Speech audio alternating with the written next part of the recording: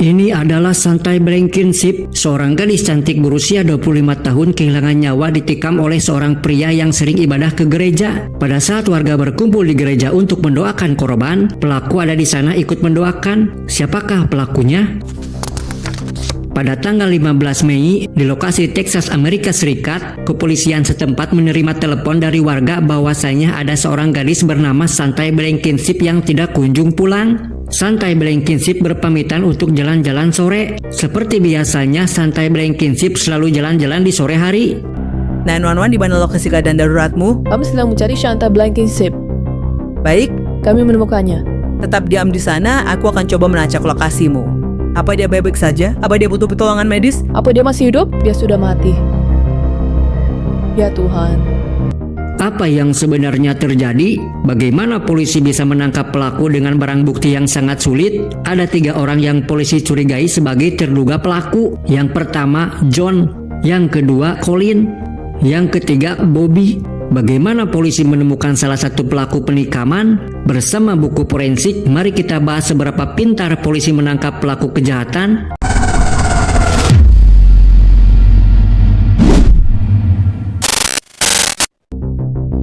Di keesokan harinya pada tanggal 16 Mei pada hari Minggu pukul 11 pagi, polisi ditelepon oleh warga dan mengatakan, "Saya dan suami saya saat ikut mencari warga yang hilang dan pergi ke bangunan kosong, kami menemukan Santai Blankenship di rumah yang tidak berpenghuni, tapi Blankenship keadaan sudah tidak bernyawa tanpa menggunakan pakaian."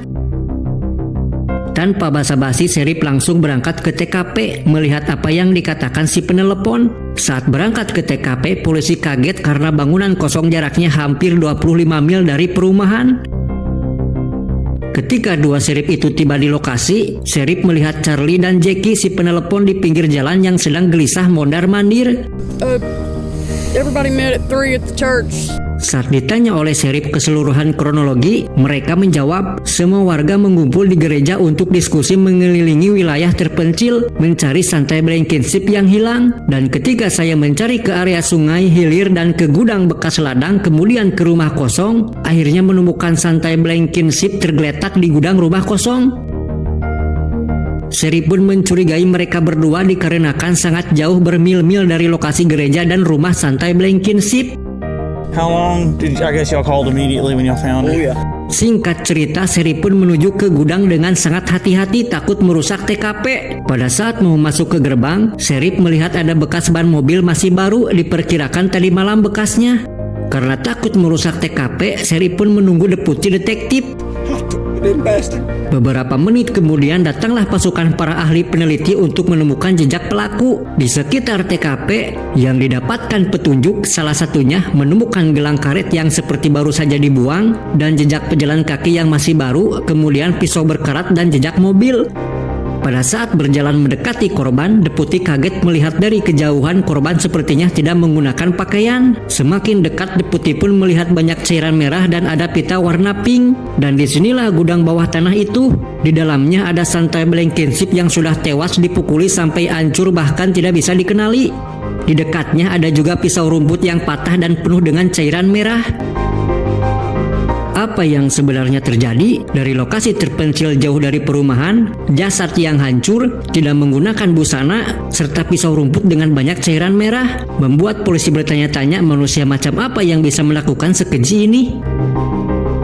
Para ahli pun mengubah kasus dari kasus daftar orang hilang menjadi kasus pengeksekusian yang keji. Disinilah otak para ahli penegak hukum diuji dengan kepintaran mereka. Apakah bisa menangkap pelaku? Mari kita bahas sampai tuntas. Setelah dengan semua kejadian itu, jenazah Santai Blankenship pun dibawa untuk diotopsi oleh para ahli forensik. Kemudian polisi berkata ke si Charlie dan si Jackie agar tidak memberitahukan ke siapapun tentang penemuan jenazah Santai Blankenship agar si pelaku tidak waspada jikalau korbannya menganggap belum ditemukan. Namun saat para polisi menuju ke gereja, situasinya saat menegangkan karena petugas pemadam kebakaran memberitahukan bahwa jenazah Santai Blankenship sudah ditemukan. Pada akhirnya saat polisi di dalam gereja membuat suasana mencekam karena di antara mereka apakah ada pelakunya. Polisi pun meminta bantuan ke pendeta untuk mengumpulkan saudara Santai Blankenship agar bisa diinterogasi dan meminta kepada warga agar kooperatif untuk memberitahukan dengan siapa saja Santai Blankenship sebelum menghilang.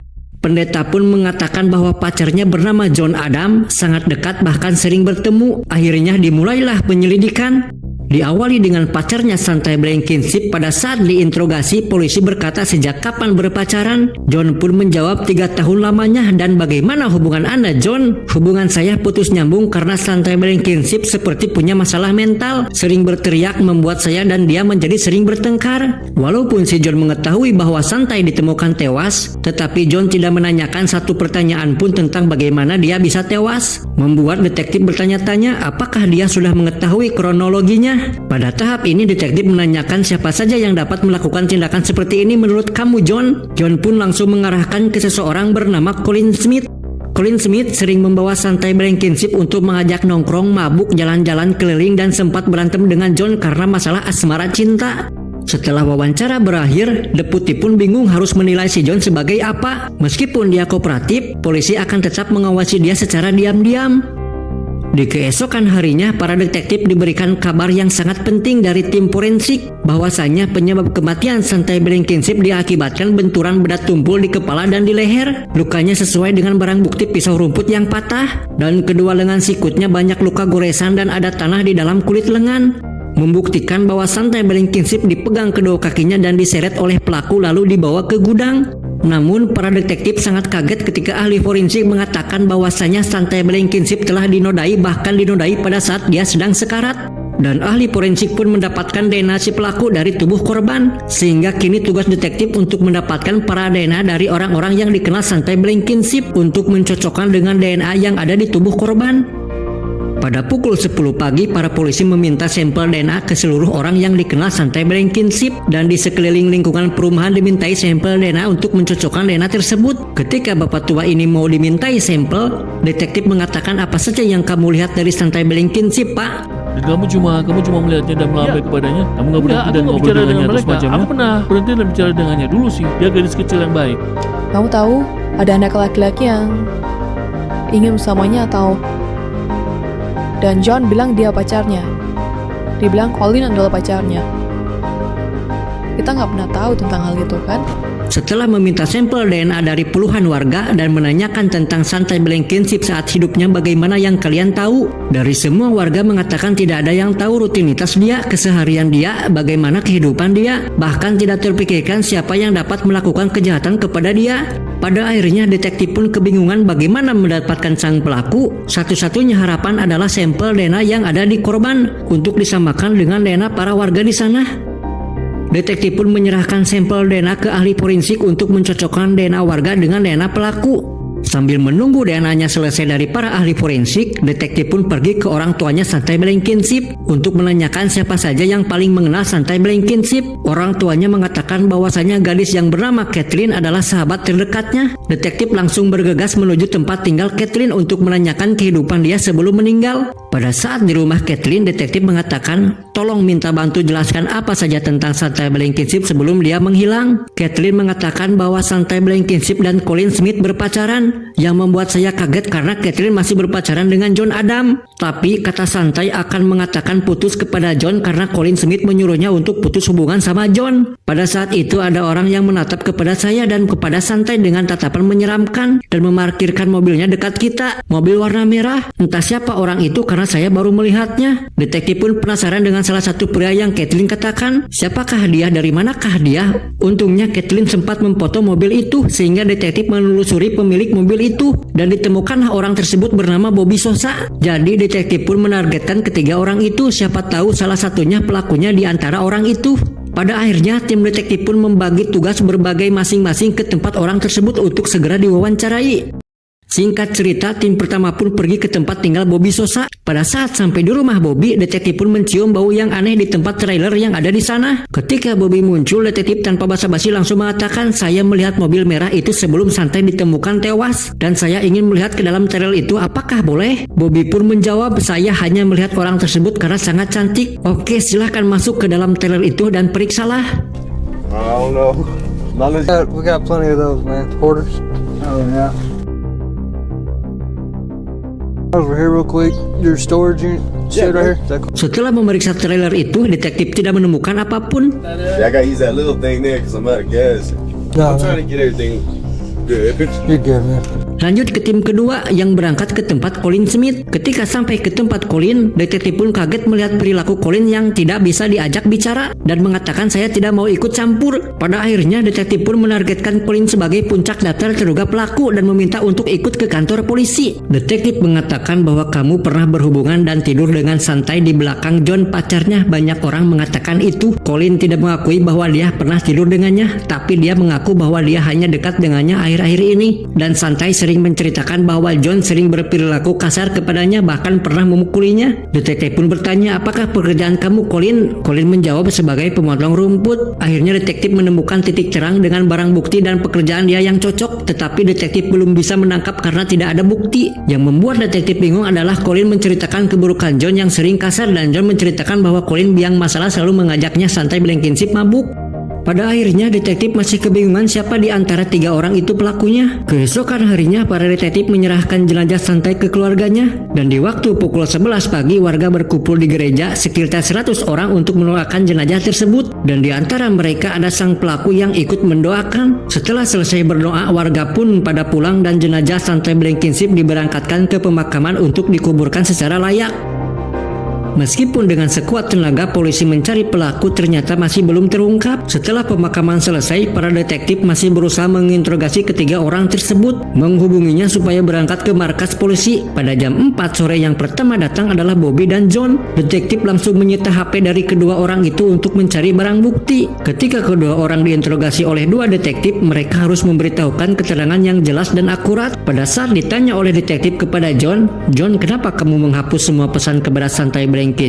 John hanya menjawab, saya setiap pesan emang suka dihapus, bukan cuma dia doang tapi ke orang lain juga. Dan detektif yang interogasi Bobby mengatakan, Bobby, kenapa ada pesan di HP yang bilang kenapa harus minta DNA saya? Apa maksudnya Bobby? Bobby menjawab, saya hanya takut jarum jadi tidak mau diambil DNA karena takut dengan jarum. Detektif pun sudah pada muak dengan semua ini. Dengan lantangnya detektif bilang kedua orang tersebut, jika kamu terlibat dengan semua ini mengakulah dengan jujur. Detektif mengatakan santai bilang ingin bertemu Colin saat bersamamu. Dan itu membuat kamu marah atau tidak, John? Ya, membuat aku marah tapi tidak sampai membunuh, hanya kecewa marah itu saja. Saya tidak berani bertindak sejauh itu. Because they can tell what's been deleted and what hadn't been deleted. If you did have something to do with this, you need to let me. Melelahkan bukan untuk mengungkap pelaku kejahatan? Pada akhirnya detektif pun selesai menginterogasi dan meminta kedua sampel DNA untuk mencocokkan. Setelah menunggu 2 jam, datanglah Colin ke kantor polisi dan langsung meminta tes kejujuran saat diinterogasi karena Colin yang paling diduga pelaku. Pada saat diinterogasi, Colin muak dengan interogasi tersebut dan langsung mengatakan, santai sama John sering ribut berantem, bahkan sampai tangan santai diperban luka oleh si John. Dan saya pendengar curhatan santai sering curhat tentang si John yang sering memukul. Detektif pun mengatakan, apakah kamu sering bercinta dengan santai? Ya, aku pernah beberapa kali. Dan saya kira pelakunya adalah John karena emosi melihat santai berhubungan dengan saya. Pada saat mengakhiri interogasi, detektif masang alat tes kejujuran. Ketika dipasang, detektif langsung mengatakan, apakah kau pelaku penghilangan santai Blankenship? Colin mengatakan, tidak mungkin saya melakukan karena saya mencintainya. Tetapi alat tes kejujuran membuktikan bahwa dia sedang berbohong. Dan Colin pun langsung ngamuk di kantor berusaha untuk akhiri semua ini dan saya ingin pulang. Detektif pun membiarkan pulang dan detektif mencurigai Colin sebagai pelakunya. Did I kill Sante Blankenship? Did you physically cause the death of Sante as well? Pada akhirnya detektif hanya bisa menunggu hasil DNA dari forensik untuk mencocokkan ketiga orang tersebut. Namun sayangnya tes DNA akan keluar sekitar 1 bulan, membuat para warga ketakutan dengan kinerja polisi karena pelaku masih berkeliaran. Sebulan kemudian DNA pun keluar. Ketika dicocokkan ke database nasional, nggak ada satupun yang cocok bahkan di sekeliling warga di sana. Pada akhirnya detektif hanya bisa menerangkan bahwasanya pelakunya seseorang yang melintas ke daerah tersebut kemudian melihat santai Blankenship, lalu menculiknya dan menodainya serta membunuhnya dan menghilangkannya. Akhirnya para detektif menyerah dengan kasus santai Blankenship dan keluarga mendesak kepolisian tidak menyerah begitu saja.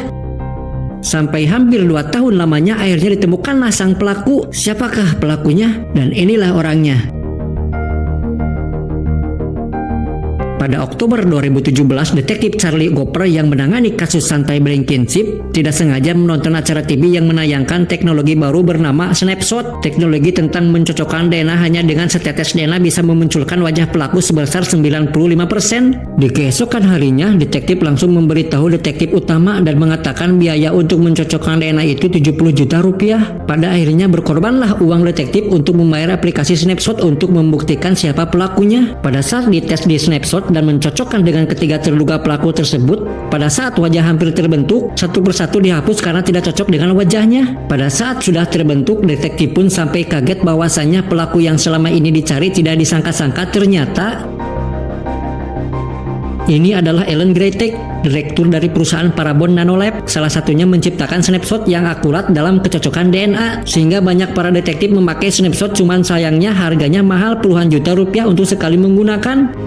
Kita kembali ke detektif. Dalam hitungan minggu disebarkanlah wajah tersebut di seluruh penjuru. Pada akhirnya serif bernama Scott mengenali wajah tersebut dan ia adalah Ryan Riggs yang berusia 21 tahun. Pada saat pencarian santai dia ada di sana, bahkan pernah minum bareng sama John. Pada saat kumpul berdoa dia ada juga di sana mendoakan. Akhirnya setelah sekian tahun mencari pelaku ditemukanlah juga. Para detektif pun memburu Ryan ke rumahnya. Setelah sampai di rumahnya, ternyata Ryan sudah kabur terlebih dahulu karena sudah mengetahui bahwasannya sedang diburu polisi. Di malam harinya detektif dipanggil oleh warga untuk berkumpul di gereja karena kata Pak Pendeta pelaku si Ryan ini akan menyerahkan diri. 2 jam kemudian datanglah Pak Pendeta dan si pelaku ini ke kantor polisi. Pada saat diwawancarai, betapa anehnya jawabannya. Dia mengatakan rasanya tidak kuat dari dalam pikirannya dari dulu penasaran bagaimana rasanya membunuh orang. Bagaimana kamu membunuhnya? Pada saat sore hari dia sedang berjalan dan aku tawar dia, apakah kamu butuh tumpangan? Dia pun naik ikut. Ketika di jalan entah kenapa pikiran saya langsung tertuju ke hal yang saya ingin lakuin dari dulu. Dan saya berhenti lalu membawa pisau rumput di belakang, lalu masuk lagi dan langsung memukul, mencekik, menikamnya. Kemudian membuang di gudang lalu menodainya. Entah kenapa setelah melakukan itu saya merasa lega dan saya sekarang menyesal telah melakukan itu. Saya berharap dihukum mati. Dengan ucapan dia dan barang bukti serta hasil otopsi yang cocok dengan keterangannya, polisi pun secara resmi bahwa Ryan bersalah atas pembunuhan santai Blankenship. Pada akhirnya diumumkanlah kepada keluarga dan warga di sana bahwasanya pelaku kejahatan santai Blankenship berhasil diselesaikan dengan waktu 18 bulan. 2 tahun kemudian Ryan pun divonis penjara seumur hidup. Entah bagaimana ketika para detektif meminta sampel DNA, kok si Ryan bisa terlewatkan begitu saja padahal dia orang situ tidak terlalu jauh. Oke guys, bersama buku forensik, tunggu video berikutnya yang jauh lebih pusing.